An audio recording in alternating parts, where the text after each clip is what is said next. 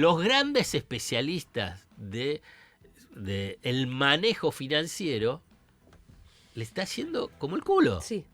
No es que vos En sus agarrás... términos financieros. Ya ni siquiera mirando la economía real, que son los datos que a nosotros más nos preocupan, que son catastróficos, que es la caída de consumo. Exacto. Vamos a los números que le interesan a Caputo. Claro. Y que además juega con También, tu plata, ¿no? sí, sí. Digamos, está bueno estar como mesadinerista Sí, con la plata de la gente. con la plata de los otros. Muy bien, Alfredo Zayat dio en la tecla cuando usó la siguiente palabra, que es confusión. Así es. Quiero también hacer una aclaración, porque puede ser en algún momento de la conversación puedo sacarme. Yo llevo 15 días de una congestión, enfermedad, y yo me pongo de muy mal humor. De muy mal humor. Digamos, cuando se extiende. Digamos, yo me la banco, antes estaba en una situación todavía peor. Cuando cualquier momento de enfermedad que tenía, yo me encerraba en un caparazón, no hablaba con nadie. Sí. Después me fueron educando y me dijeron, mirá, algo hablá, digamos, comunicate con tu entorno. Tenés que seguir laburando, además tu trabajo es conversar. Pero a nivel familiar, en tu entorno. Bueno, ya me educaron en eso, pero cuando ya se extiende durante 15 días me pone muy mal humor. Cuando se abre la compuerta del mal humor, ¿para dónde sale? ¿Para un transeúnte? ¿Para otra persona en un auto? Intolerancia total a cualquier cosa. Para los compañeros de radio. Y bueno, depende cómo me traten. Bueno, una de esas intolerancias es porque por eso lo traje, para tratar de entender por qué se viene acumulando. A veces cuando se va acumulando y uno no está de mal humor, la deja pasar. Sí. Cuando me tiene ya las tarlipes llenas de todo asociarlo a todo lo malo de Milei, a que es el kirchnerismo, ¿no? Si maltrata a los periodistas, y bueno, porque Cristina lo hacía, ¿no? ¿Hay amigos tuyos que están? Bueno, todos lo están haciendo. También lo leo a Morales Solá, lo leo también a Pagni. Ahora Pagni dice, bueno, lo que están haciendo ahora economía es Massa. Massa es kirchnerismo. Digamos, todos, y siempre hay un puente que son 20 años. Hay un puente que es ignorado, que es Macri. Claro. Macri no es mencionado. Se tomó un poquito de deuda ahí, ¿no? Es que... No, pero yo quiero que hagan ese ejercicio, porque por ahí se me escapa algo. Fíjese que cuando hacen ese puente, no existen esos 4 años. Pero cuando lo mencionan, no lo mencionan a Macri. Digamos, menciona a Sturzenegger, menciona a Bullrich, mencionan a Caputo, y Macri no existe, al revés, siempre es como está en la periferia. Quiero decir esto además, para aclarar, digamos, tengo muchas críticas, y quien me haya leído y seguido durante el ciclo del kirchnerismo, yo creo que, y para simplemente decirlo vinculado con el tema de los medios, yo creo que el kirchnerismo y Cristina se equivocó y se equivoca, y creo que seguirá equivocando en relación a los medios y a los periodistas y a cómo funciona este ecosistema. Yo creo que lo desconoce, piensa que lo conoce y no participa. ¿Te das cuenta que no participa en los medios? No va, nunca va y no hace entrevistas. ¿Cuál es la última entrevista gráfica que vos le conocés a Cristina? ¿Gráfica? Sí. No, ni idea. Gráfica no. No recuerdo haber leído una. Bueno, es difícil, ¿no? Que vos agarres y digas... con Duro de Omar. Bueno, con un ejemplo. E incluso también en el debate, en la situación que se daba con los medios. Y ahí quiero decir, todos los gobiernos tuvieron su tensión con los medios. Cuando lo que pasa es que no recuerdan, Alfonsín con Clarín. Sí. Alfonsín metió presos por estado de sitio a Rosendo Fraga, a otros que trabajaban llamaba el informador público. Wow. Bueno, entonces fíjate, Menem se enfrentó también en un momento con Clarín y quiso armar su grupo multimedio. Después sabemos todo lo del kirchnerismo, sabemos también Macri. Macri metió preso a De Sousa y a ¿sí?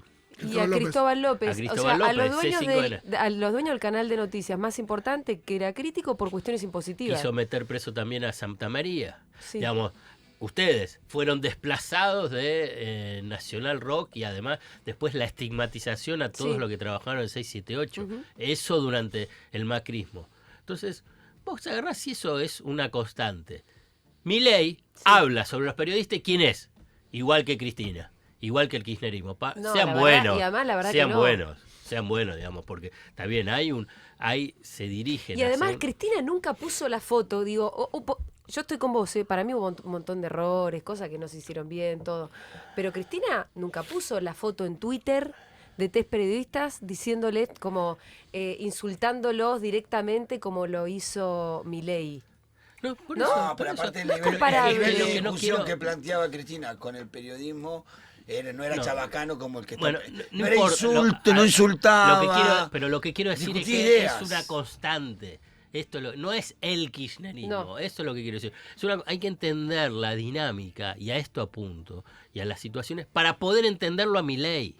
Todo lo que quiero decir es para poder entender lo que se está viviendo. Porque ¿cuál es la forma chabacana, vulgar y superficial? Es, bueno, todo lo malo de Milei es igual al kirchnerismo. Y así no lo vas a entender. No vas a entender el momento que estás viviendo, no vas a entender qué es lo que pasa con la economía, qué pasa con las dinámicas políticas, la fragmentación de la representación política. No lo vas a entender. Simplemente te va a servir para transitar la vida más tranquilo porque te libere de decir, bueno, Milei es igual que el kirchnerismo, si lo voté, bueno, mala suerte, qué sé yo, me volví a equivocar. Y si no lo voté, vieron qué terrible que es, está haciendo las mismas cagadas que lo anterior. Sí. No es eso. La verdad que es otra cosa. No se parece nada, no se parece para nada. Dejen de comparar, estoy de acuerdo con vos. Entonces, pero esto, yo te vuelvo a repetir, lo están haciendo muchos. E incluso... ¿Y vos, pero por qué pensás que lo están haciendo? Pero para, una cosa. E incluso al interior del kirchnerismo piensan, dicen, mira, él redobla la apuesta como nosotros. Mira, es otra cosa. Lo que es, digamos, pensar eso que porque redobla la apuesta es lo mismo, entonces también podés pensar es igual que Perón, y no es así, tiene sus particularidades, tenés que analizar la especificidad del momento histórico, del ciclo político, del ciclo económico y de quiénes están ejerciendo. La verdad, hay un desgobierno. Esto no es lo mismo que el kirchnerismo, ni del macrismo. No. El macrismo es un estadio superior frente a esta barrabasada. ¿No? Pero claro... Y sin joda te estoy diciendo eso. Digamos, vos agarrás y yo fui muy crítico, escribí un libro, Macrisis, acá con la editorial Futurock y todo. Digamos, fui muy crítico. Esto es un desastre. Desastre de proporciones. Hay una anomia política, económica. No es cualquier cosa que es lo que está pasando ahora. Por eso digo, lo estoy tan enfático porque... parte es mi mal humor, pero parte porque la verdad estoy cansado de esa vulgaridad de lo que está pasando. Fíjate, si querés, voy a lo económico. Digamos, que es inédito. Toman una medida económica importante estando el presidente en Estados Unidos y lo hace por una entrevista con Kavak, que no entendió, que además no entendió. En el canal oficial La Nación Más. Después el ministro de Economía tuitea. Después vuelve a tuitear Milei y después el domingo a la noche, cuando está jugando Argentina, tuitea el secretario de Finanzas sobre medida económica. Bueno, eso es una anomia. Anomia es una situación sin límites, sin una cuestión de fragilidad sobre un elemento central de la economía, que es la política monetaria y la política cambiaria. No es que quisieron que pase desapercibido y por eso lo hicieron de ese modo. No, es por desordenado nomás. Porque es un desastre, no hay gestión. No hay una gestión, es un desastre lo que, incluso en términos financieros, lo que está haciendo. No, y si después en lo que te vas a apoyar o de lo que dependés es de las expectativas que se generan a partir de ese anuncio, es muy importante cómo lo hagas. Claro. Pero todo está mal. Por eso los 2 primeros días bajó un poco los dólares, pero subió el riesgo país y bajaron las acciones y bajaron los bonos. Al tercer día el dólar resucitó y hoy no sé, después lo veremos qué es lo que pasa. Por ahí fíjate ahí Infobae que lo pone adelante todos los numeritos. Pero además, esto lo que te muestra es que además está haciendo defaults, cesación de pagos uno tras otro. Primero se lo hizo a las empresas energéticas. Pasó. Y ahora se lo están haciendo a los bancos. Cuando habla de que aceptan los puts, hay un contrato que ellos deciden que ese contrato no lo van a cumplir, que es el famoso puts con los bonos. Entonces dicen, no, ustedes tienen que desistir de ese instrumento financiero. ¿Por qué? Bueno, por una decisión que ellos toman. Entonces, hay toda una sucesión de desequilibrio, mala gestión. Desconfianza en los mercados. Obvio. Por eso sube el riesgo país. Obvio. La verdad que ya la variable del dólar es medio... Entonces, pero esto te estoy hablando del tema financiero porque después quiero concentrarme en qué es lo que está pasando alrededor, que es la economía. Sí. La economía real. Sí. Digamos, hay una catástrofe nunca vista fuera de una guerra o de una pandemia. Que es digamos, en cuanto a término, en los términos de caída de la actividad, inflación alta que se sostiene, una recesión que no encuentra su piso.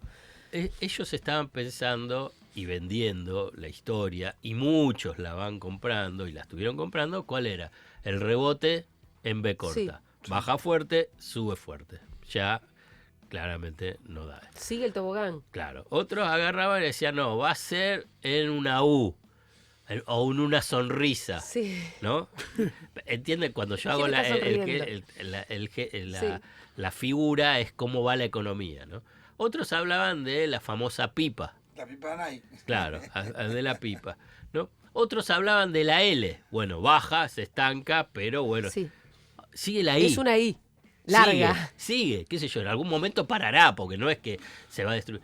Bueno, es de una dimensión que yo creo que en todo ese análisis que sirve para distraer, hablar de Francia o de Enzo Fernández, o hablar de los arrebatos con periodistas, o hablar de Garro, bueno, agarra y mientras acá hay una destrucción de capital. Igual te digo, ¿sabes para mí cuál es la peor de las distracciones? Más allá de... Porque para mí los otros son otros temas, no estoy del todo de acuerdo con que sean distracciones. Sí, cuando él tuitea... Caputo, qué crack que sos, qué bien que están los números, y usa, no sé qué, el número del superávit fiscal, qué sé yo, los que le sirven. Y pero esto fue tipo hace 2 días, ¿no? Que tiró un tuit así como, qué bien que está todo, te van a poner en los libros de economía, Caputo crack. Sí. Y en realidad uno le dice, pero amigo, ¿no hay ni uno de los de ustedes que vaya al supermercado? Y sí, es así. Y entonces, pero me parece que... Y además, a lo que le sumo... Eso sí que es distractivo, porque la gente te termina enloquecida. Y siguen diciendo que hay una aceptación mayoritaria. Bueno.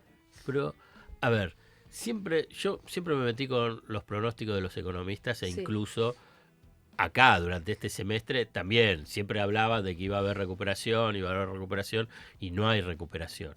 E incluso sobre que casi poco hablan de la economía real o de la economía real vinculada con qué pasa con la situación sociolaboral, ¿no? Sí. Con el tema del empleo, ¿no? Sí.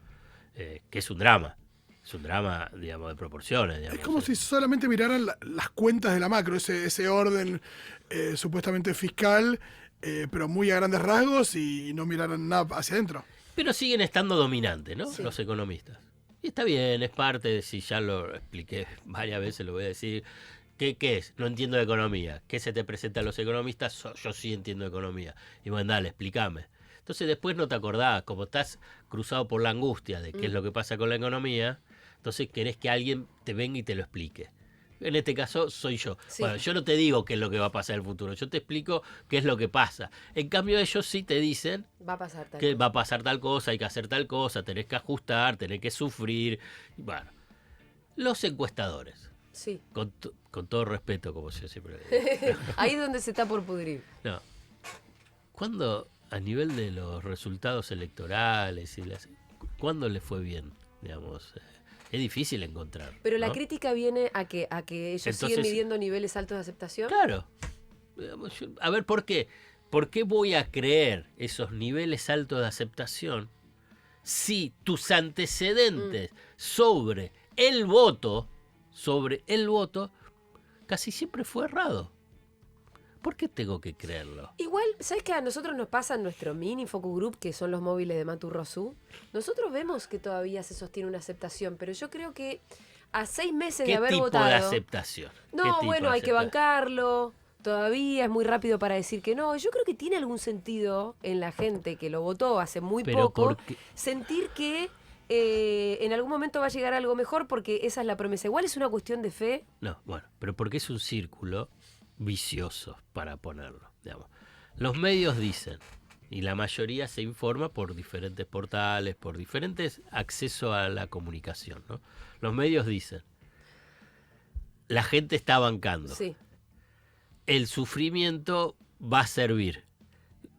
Está bajando la inflación. La verdad que esto es otra de las grandes, digamos, fantasías que se armaron, ¿no? La inflación está bajando, después la subo al 25, la bajo al 4, claro. Y mientras lo que tenés es un terremoto sociolaboral. Sí, yo me acuerdo entonces, cuando en el gobierno de Alberto dio 4, que fue la peor de las catástrofes. Bueno, pero entonces vos vas y después le preguntás a la gente, esta es la idea, y bueno, ¿qué es lo que te va a decir? Y si el discurso dominante es, bueno, estamos pasando un periodo de sufrimiento porque vamos a estar mejor, porque veníamos de íbamos a una hiperinflación, todo falso, es todo falso, porque no íbamos a una hiperinflación. Entonces parten de ese supuesto, de ese 17.000% que lo siguen repitiendo. Y bueno, gran parte de la población, en los casos que responden, no todo, gran parte, es víctima de un engaño. Entonces, ¿por qué yo tengo que convalidar ese engaño? Ese engaño que es tan evidente, que yo lo veo cuando vos decías la confusión, esa confusión deliberada y ese engaño, que bueno, está bien, yo no la voy a convalidar, yo voy a replicarla, no voy a ser condescendiente frente a ese dispositivo del engaño, donde participan esos encuestadores. Porque a esos encuestadores, es decir, y vuelvo a repetir, digamos, está haciendo su trabajo y después todo lo consumen. ¿Por qué? Porque todos quieren saber qué es lo que piensa la gente. Es lo mismo que los economistas, quiero saber lo que va a pasar. Bueno, es parte del negocio, está bien, cada uno hace su negocio. Nosotros en los medios también es parte de esta cuestión de ser comunicadores y te decís, bueno, también es parte de tu negocio en los lugares que estás. Está bien, yo lo respeto. Ahora bien, no voy a avalarlo, no voy a ser condescendiente frente a todo un, como dice, como tanto lo quieren a Ibáñez, el ecosistema. El ecosistema. ¿Viste? A mí me gusta la palabra. Lo utiliza, Dice su palabrita. Por eso, entonces yo la tomo y digo, para así atraigo más auditorio. El ecosistema de construcción de sentido. Porque es de la construcción de sentido. Bueno, yo lo interpelo. ¿Por qué? Porque me resulta hasta desafiante decir cómo ese ecosistema puede convalidar y decir, y bueno, la gente puede bancar cuando están todos con miedo a perder el empleo. Bueno, cuando la economía se destruye, cuando vos ves los números, pero los números de 2 dígitos de caídas sectoriales en todos. Sí, récord que solamente lo podés vivir en una época de guerra. Que somos todos boludos, perdonen. Sí. Somos bueno, todos boludos. Pero además eso que vos decís también ordena para la política, lo de sostener que los niveles de aceptación son altos, terminan condicionando también a la política, incluso a la oposición, o ni te digo al PRO, que dicen, bueno, nuestro electorado se solapa con el de Milei, entonces a nosotros nos gustaría tal vez hacer algo distinto, pero no se atreven justamente porque el electorado todavía sostiene a Milei. Sí, exacto, es así. Entonces está todo, hay una especie de quietud. Y yo lo desafío, sí. Eso es lo que quiero decir. Hay una especie de quietud por ese dato, ¿no? Yo lo desafío con esta idea de que viene a responder 20 años, se están olvidando de Macri. Vengo a desafiar en el sentido de decir, escúchame, ¿cómo es que puede haber una aceptación que dice aceptación a un tipo que primero no va a algunas provincias, no existe, no conoce, señor.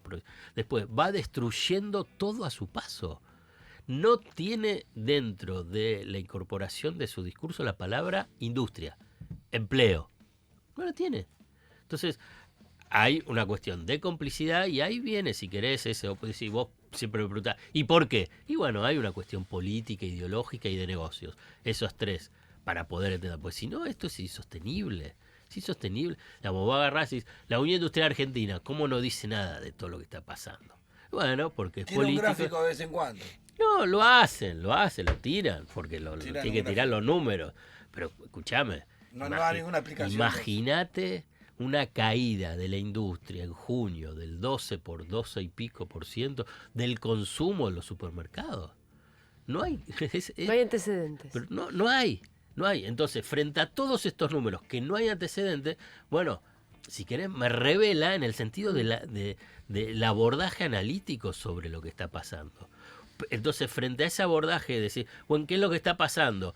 si la estrategia de confusión, es decir, y bueno, es igual que el kirchnerismo, entonces digo, no, tengo que intervenir en eso. Sí. Dentro, el granito de arena, bueno, dentro de para algo estamos. Dentro de una playa donde el mar viene y te arrastra todo. Bueno, onda que es una playa, no un desierto. Claro, peor sería ahí. En el Dakar estaría. Sí. Bueno, entonces vos agarrás y decís, no puede ser. Digamos, esto es lo que quiero decir, digamos, porque para colmo, o si querés para agudizar, los grandes especialistas de el manejo financiero le está haciendo como el culo. Sí. No es que vos en sus términos financieros, ya ni siquiera mirando la economía real, que son los datos que a nosotros más nos preocupan, que son catastróficos, que es la caída de consumo. Exacto. Vamos a los números que le interesan a Caputo. Claro. Y que además juegan con también, tu plata, ¿no? Sí. Digamos, está bueno estar como mesadinerista. Sí, con la plata de la gente. Con la plata de los otros. Y al casino con plata ajena. Es fabuloso esa, ¿no? Dame tu sueldo, Julia, que me voy al casino. No, es muy loco porque tiene que ver con el discurso de ellos de con la tuya y esto de dilapidar recursos que son de todos. Obvio. Y lo que dejan después, ¿no? La tierra arrasada que deja la parte financiera. Ellos quieren intervenir sobre el mercado de cambio porque los dólares financieros, el contado con liquidación y el MEP se disparó junto con el dólar blue. Esto es lo que hace que se incrementó la brecha, o sea, la diferencia con el tipo de cambio oficial al 60-63%. Un escenario donde ellos apostaban a que la brecha se achique y se elimine y porque sin brecha lo que tenés es que bueno, los exportadores van a vender, los importadores no van a acelerar compra y además entonces vas a poder acumular reservas. Si acumulas reservas tenés mucho más margen para tu política económica, ya sea dolarización o sea de poder manejar la situación y estabilidad económica para avanzar en una baja de la tasa de inflación. Sacar el cepo. Claro, le fracasó. Entonces dicen, vamos a utilizar reservas para intervenir. Sí, eso fue lo que dijo Cava, que Cava no entendió. Vamos a utilizar reservas para intervenir. Para utilizar reservas para intervenir, ¿qué es lo que necesitas? Reservas. Reservas y el Banco Central. Reservas. Dos cosas. Pero no tenés suficientes reservas. Entonces, quienes son los dueños de los bonos, títulos públicos, en dólares, que se pagan con reservas, dicen, escúchame, vos vas a utilizar eso y la plata es para mí. Lo mismo el Fondo Monetario, dice la plata es que vos tenés que garantizar mis pagos. Entonces, ¿qué hacemos? Bueno, vendemos los bonos. Y si venden los bonos, bajan los títulos y sube el riesgo país. Y entonces esto es señal de desconfianza porque entonces va camino a un nuevo default. ¿Con quién? ¿Con quién el default? Con los bonistas. Entonces, ¿no es que habían puesto una plata en garantía no sé dónde? Entonces salió ese domingo, lo que vos estás diciendo es, salió Pedro Kirchner, otro más que estuvo ya con Macri y con Caputo, digamos, son los mismos que hicieron ese desastre. Diciendo, bueno, vamos a comprar los dólares para pagar los intereses de enero del año próximo. Tenemos la plata por el superávit fiscal, son 1.500, 1.600 millones de dólares de intereses. En la cuenta, ¿qué es lo que falta ahí? El capital, que tenés que pagar también en eso. Sí, en enero lo tenés que pagar el capital. Claro, también. Una parte, siempre es una partecita. Sí, claro, las amortizaciones las va a lo largo de la vida útil, se va... Vos pagás intereses y un poquito de capital. Un poquitito de capital. Y entonces, ¿por qué no te alcanza? Entonces, por eso salió y generaron la corrida. Y estos genios de la mesa de dinero lo que hicieron fue profundizar la corrida, la desconfianza. Pero además, ahora entendí por qué mientras bajaban los dólares también subían, bajaban los bonos. Claro, y subía el riesgo país. Recién ahora con vos lo entendí. Gracias. Pero además, esto iba a una pregunta que ya me olvidé. Pero que volvió a levantar el dólar. Y sí, porque llega un momento... 2 días duró. Porque ahora viene la otra parte de la mantita corta. ¿Cuál era la expectativa? ¿A dónde se podía ir? ¿Ellos qué pensaban? ¿A dónde podía ir? A 1.000. A 1.000, 1.200. A 1.000. Sí. No, a 1.000. Esto le dijo Caputo a los exportadores. Venden porque el dólar vale a 1.000. Los exportadores... Todo bien, Acá no es un negocio. Boludos no son tampoco. Claro, digamos, está bien, todo bárbaro. Yo quiero a mí. Ahí está, voy a utilizar tu palabra. Milei Sí, yo lo quiero a Milei, pero boludo no soy. Sí. ¿Qué querés? Quiero más a los dólares que tengo y lo que puedo conseguir con ellos. Porque es lo lógico. Sí. Escuchame, ¿por qué te voy Y a no entregar? liquidaron nada. Pero ¿por qué? Porque para liquidar hay un esquema que se llama 80-20, el dólar ULEND.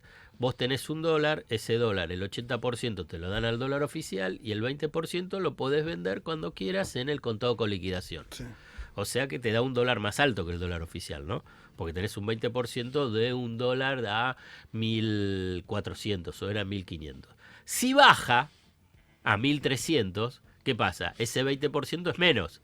O sea que los exportadores dicen, ¿vos querés que yo liquide? Y a la vez vos me estás bajando el precio efectivo que yo estoy recibiendo. Y no, voy a liquidar lo justo. Entonces no acumula reservas. Y el Fondo Monetario Internacional dice, pero vos tenés que acumular reservas. Y entonces dice, ¿y entonces por qué voy a hacer un acuerdo con vos para entregar esos 10.000 millones de dólares con Caputo que ya liquidó? Sí, ya me hizo una cagada. Entonces, ¿a dónde van a venir los dólares? Sí, eso es la pregunta. Entonces dice, blanqueo Sí. y el RIGI, ¿no? El RIGI, bueno, plazo más largo. Por eso. El otro es el blanqueo. ¿Cuánto puede entrar por blanqueo? ¿Con Macri no entró bastante en su momento? Se exteriorizó, 114.000 millones de dólares, fue el segundo blanqueo más voluminoso de toda la historia mundial. El primero fue Italia. Pero ¿cuántos dólares entraron? Claro. Porque una cosa es exteriorizar. Una cosa es blanquear y otra cosa es que entren. Claro, entraron 9.500 millones de dólares. Sí. Con 114.000 millones de dólares, que es un número, pero se dio el contexto internacional, el contexto local, el régimen, fue todo, los abogados, los bancos, todos estuvieron fomentando ese blanqueo y generando la percepción de riesgo, o sea, el miedo, ¿no? Entonces, tuviste ese blanqueo que fue... Por eso estoy de mal humor. No te calentes, tomá. No, y lo que te comprueba también lo que está diciendo y lo que pasó con Macri. Puede entrar 2.000 millones de dólares, estiman los optimistas. Pero si entraron 10.000 y después entraron otros 40, digo, del acuerdo y demás, evidentemente... pero Macri fue una... No, lo que digo es que si estás haciendo las cosas mal y ya no creen en vos, ni afuera, ni acá, ni nadie, digo, no hay plata que alcance, a eso voy. Obvio. No, pero eso está claro, eso es a nivel estructural. Y como mencionamos a Macri y todo, hay una cuestión que también es impactante, cómo es ignorado, o gran parte es ignorado, incluso para el análisis del gobierno de Alberto Fernández y de es que el gran condicionamiento es el desastre financiero de Macri y Caputo y Sturzenegger. Sí. Caputo y Sturzenegger en 2018. Claro, y también del 2016-2018 que fue el endeudamiento. Casi 100.000 millones de dólares. Entonces, ¿cómo podés entender entonces si todo solamente Milei es el kirchnerismo? Sí. No te sirve para entender nada. Es al revés, es para ocultar. Es para ocultar precisamente el desastre que está haciendo. Es para seguir apañando a Macri. Y el desastre, ¿qué va a decir? ¿Qué van a decir? No, el desastre de Milei no es por Milei, por las políticas, por la herencia de Macri, sino que es por el kirchnerismo. Claro. ¿Me entendés? Esto es un poco esa construcción de sentido, donde después le van a ir a preguntar a la gente, los encuestadores, mis amigos encuestadores, ¿qué piensan? ¿Milei fracasó porque hizo políticas kirchneristas? ¿Y qué te va a decir? Que sí. Bueno. Gracias, Alfredo Zayat. 8 años a la altura del conflicto. Futuro Rock.